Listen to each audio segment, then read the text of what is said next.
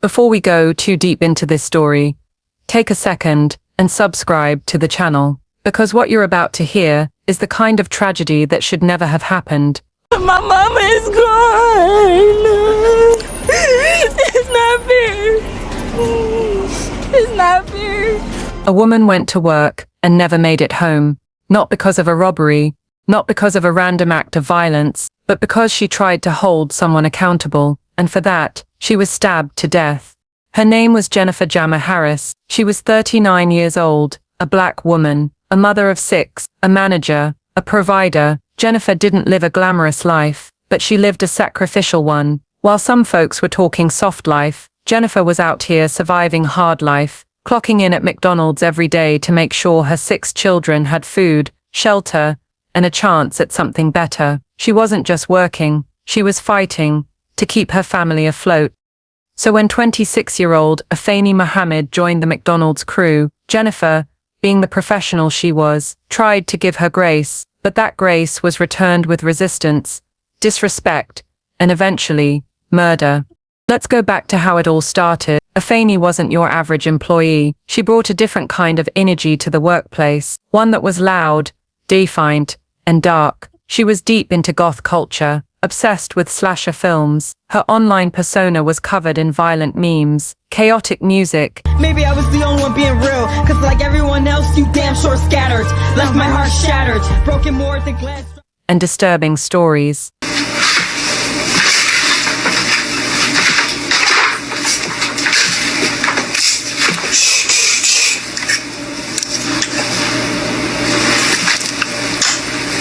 Nah, this stays at home though. I'm not gonna bring this to work because that wouldn't look right, I guess. But I gotta get up out of here. I gotta go to work.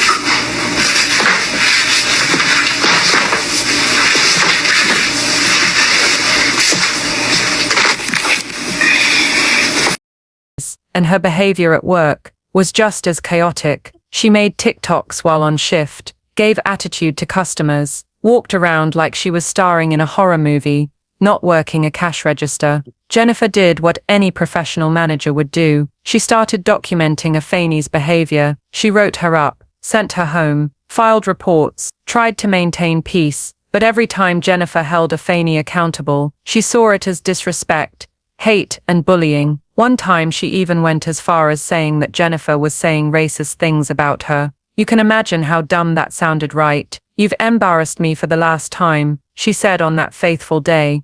In the days leading up to the murder, Afeni went public with her anger. She hit Instagram in her McDonald's uniform, ranting, I got sent home early yesterday. I got sent home early today by the same person. I'm telling you, she's a bully. This isn't funny. She needs to understand that just because she's a mother and got children doesn't mean that she can come in this store, disrespecting people, talking to them like everybody's beneath her. She has no respect. And it isn't funny at all. Like, seriously, man, I got I gotta take care of. And she keeps sending me home early. It's not funny. She's playing games. And then all day, throughout the day, she keeps sending her little racial shit. And then throughout the day, she keeps on, like, putting negative energy in the air, talking about people, gossiping about people. It's not funny, man. Don't have to stop. She's a bully. I'm telling you. She's a bully. She brings a lot of negative energy in there. She always panic when there's a lot going on, and then she try to manipulate that and make it seem like we ain't doing something right, but we are working really hard and doing great. It's just the fact that she panicked, and I caught her a few times making a mistake, and she tried to hurry up and play it off. Nobody's perfect. It's God knows it happens. You know what I mean? Like, sometimes, like, somebody might get confused, so it gets busy, yeah. But she needs to stop playing like she don't be making mistakes. I be catching her. So all that animosity and that she keep putting in the air and stuff, they're trying to tell me I'm always snapping on people. No, that's false. No, I don't snap on people. I don't go in there doing that. I tell her, no, I make peace. That's what I'm doing. I've been creating peace. So all that negative energy that she's bringing in there and trying to manipulate it, no, that's going to stop. All that negative she's saying about, her personal life, all of that. No, she's bringing all of that in there and then playing games saying she want to take her belt off and beat somebody. Y'all act like my kids in here. No, we ain't your kids. Respect us. Stop talking to us like that. That is crazy. I'm telling you. But to get sent home 2 days in a row, man, and I came in on my off day to make up my time, and she still sends me home early, it's not funny. Somebody will have to do something about that. It's not funny. It's not fair. It isn't funny at all. So, you know, she could keep being a bully if she wants to, but that is going to catch up to her. Because it ain't funny at all. It ain't. Then one day she coming in there talking about some, yeah, I broke my door in half and I had to pull my gun out on my kids since this and that. Well, you know, telling us that, like, the f*** you telling us you pulled a gun out on your kids for? You sound like a psychopath. That's what I wanted to tell her. She was talking about some, she blacked out. I'm like, yeah, you must have had blacked out if you pulled the gun out on your kids. Like, you know, like, I'm like, what the f*** you telling me this for? Like, she thinks she's, like, trying to make it seem like that she big dog or some Give a f*** about you telling me about you pulling the gun out on a kid. I don't like that doesn't scare me. You know what I mean? That doesn't scare me. If she thought she was trying to intimidate me, that didn't intimidate me at all. I don't give a f*** about her telling me about some what the f*** she did. You know, and maybe that's why they always fighting her, to defend themselves. They probably felt like their life was threatened. The f*** out of here with that shit. These weren't just rants. These were flashing red flags. But nobody reported it. Nobody stopped her. Nobody imagined that what Afeni was building was a revenge plot. Jennifer had 6 children. Their father, incarcerated. She was their only parent, their only provider, their only rock. Her children often came to the McDonald's after school, just to sit with her until her shift ended. They met Afeni, they shook her hand, they smiled at her, and that same person came back with a mask and a knife. It was a normal morning at the East Point McDonald's on 9 Mile Road. Jennifer was managing the shift. Afeni showed up, and once again, was being disrespectful and unprofessional. Jennifer did what she had done before. She sent her home, but this time, Afeni didn't just walk out. According to court records, she looked Jennifer in the eye and said, "I'll be back," and she meant it, because what happened next would shake an entire community. July 10th, 2025. East Point, Michigan. At around 7:45 a.m., the McDonald's on 9 Mile Road had opened for breakfast. Jennifer Harris was inside, managing her team as usual. Afeni Mohammed had already caused problems again. And once again, Jennifer had to do her job. She told Afeni to clock out, sent her home. But this time, Afeni didn't just leave. She left the building, but she didn't go far. According to the Macomb County Prosecutor's Office, Afeni walked to her car. She sat there, thinking, planning, deciding. Then she drove to a nearby park, and there, she made her choice. She pulled out a knife she already had in her vehicle. She put on a mask, and she drove back to McDonald's. It was just before 8 a.m. Afeni walked in, masked up, but employees recognized her hands. She didn't say anything. She didn't argue. She walked straight toward Jennifer and began stabbing her, everywhere. She started stabbing her and I ran for help, one employee told reporters. Left for 5 minutes, she came back with a mask on her face.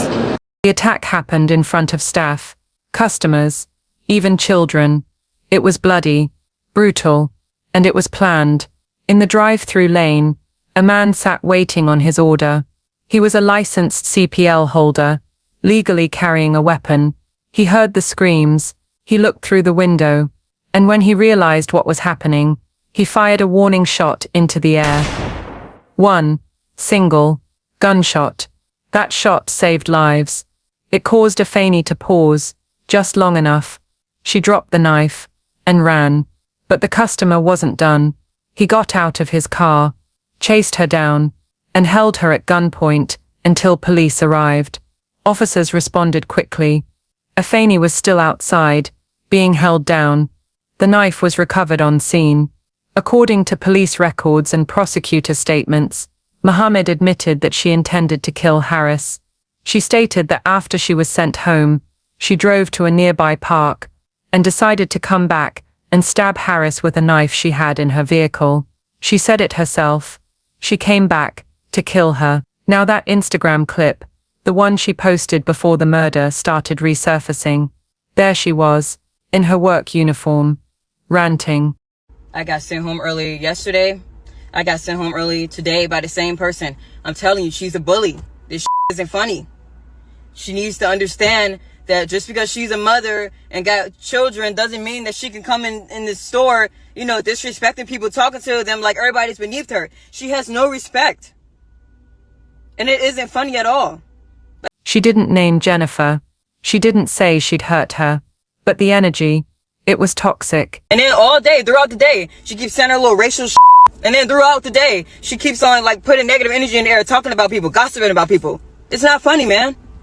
Gonna have to stop. She's a bully. I'm telling you. She's a bully. She brings a lot of negative energy in there. She always panic when there's a lot going on, and then she try to manipulate that and make it seem like we ain't doing something right, but we are working really hard and doing great. It's just the fact that she panicked, and I caught her a few times making a mistake, and she tried to hurry up and play it off. You know, nobody's perfect. It's God, it happens. You know what I mean? Like, sometimes, like, somebody might get confused. So it gets busy, yeah. But she needs to stop playing like she don't be making mistakes. I be catching her. So all the animosity and that she keep putting in the air and stuff, then trying to tell me I'm always snapping on people. No, that's false. No, I don't snap on people. I don't go in there doing that. I tell her, no, I make peace. That's what I'm doing. I've been creating peace. So all that negative energy that she's bringing in there and trying to manipulate it, no, that's going to stop. All that negative she's saying about, you know, her personal life, all of that. No, she's bringing all of that in there and then playing games saying she want to take her belt off and beat somebody. Y'all act like my kids in here. No, we ain't your kids. Respect us. Stop talking to us like that. That is crazy. I'm telling you. To most, it just looked like another disgruntled employee venting. But to prosecutors, it looked like premeditation. Former federal prosecutor Rick Convertino weighed in. She was angry. She left. She gave a statement and then she came back, which is evidence of premeditation or a forethought. You need two elements to commit a crime. One is actus reus or an act, and the other is scienter or the intention. Both elements here were met. It doesn't appear as though it's a very complicated case, given the fact that there were witnesses, and in fact that one of the people at the McDonald's, one of the customers, actually ran her down, the suspect, after the stabbing and held her at gunpoint, where she admitted that she came back to kill the person. So it's pretty straightforward.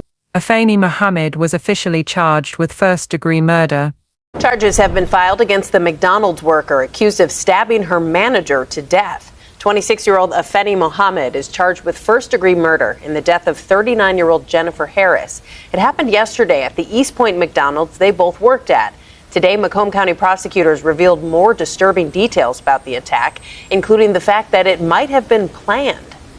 Her next court date is scheduled for July 23, 2025.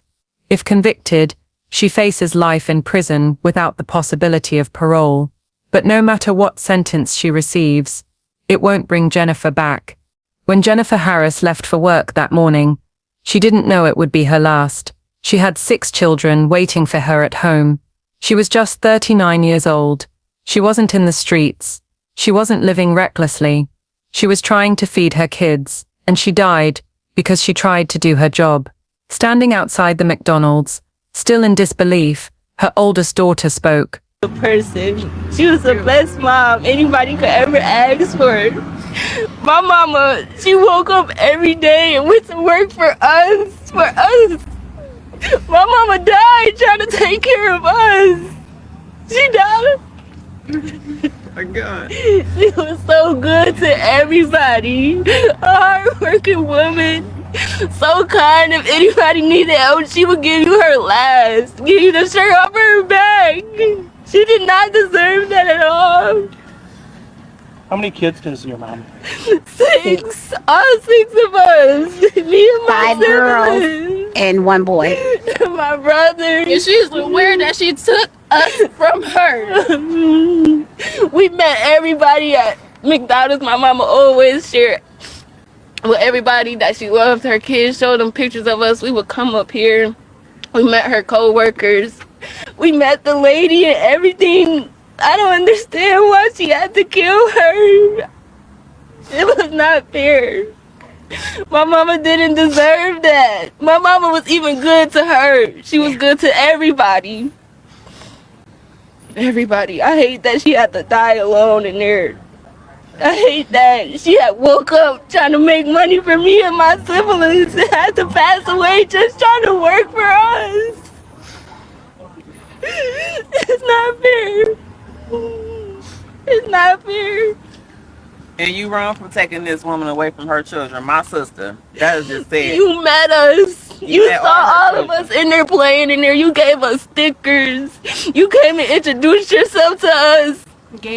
Why take our mama from us? You knew we loved each other. You knew she was all that we had. No. How old was your mom, if I could ask? She was 39. So she's young. Very young. Single mother. Single. Our dad is incarcerated.